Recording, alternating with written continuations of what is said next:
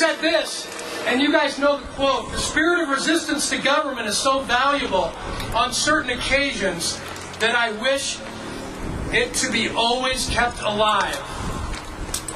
It will often be exercised when wrong, but better so than not to be exercised at all.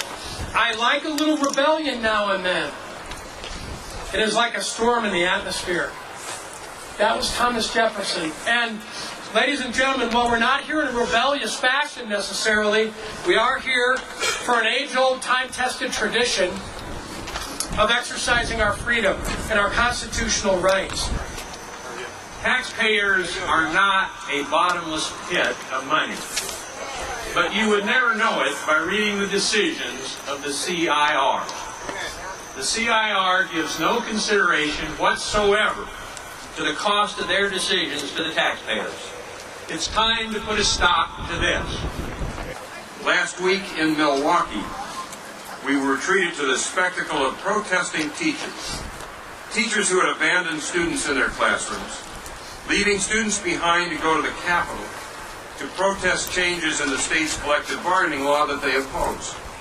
We watched as teachers at the rally lined up openly in broad daylight to get phony doctor's excuses, intending to use these fraudulent notes not only to excuse their absence from school, but to get paid for it. These people who've been declared teachers are supposed to be teaching Milwaukee's children values and virtues. Instead, they make a public spectacle of themselves as open and notorious cheats. What kind of moral debilitation has Milwaukee put in its classrooms? When one considers the ethically empty people who would do such a thing, and to whom Milwaukee entrusts its children, is it any wonder that among the nation's 18 lowest performing urban schools, Milwaukee's achievement scores are near the bottom year after year? Hey, listen, it's cold. I'm going to cut to the chase. You're here because you care about the future of America.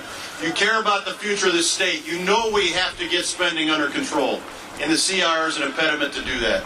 Local governments need the flexibility to deal with their employees fairly. The CIR is an impediment to that. We have to cut budgets in tough times. Right now in America, right now in Nebraska, we have to cut the budget. And the CIR is the problem. It has to be dealt with this session. You're here because you want to send a message to your elected leaders that this has to be done, and it has to be done now.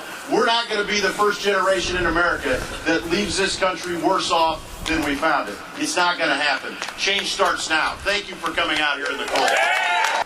We in government derive our authority from the consent of the governed.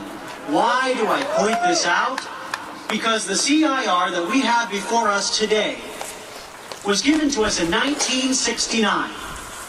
I didn't even exist. Okay?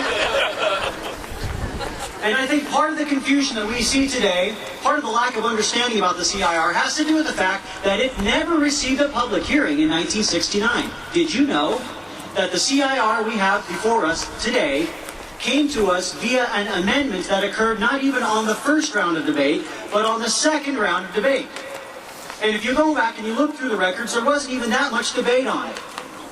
It came upon the people of Nebraska without the people of Nebraska understanding it.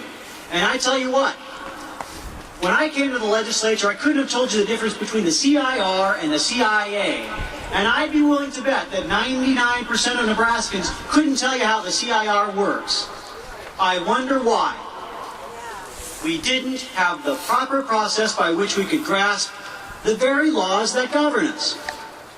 I wanted to introduce a really special guest. It's been advertised, and this woman is the first governor that I ever voted for.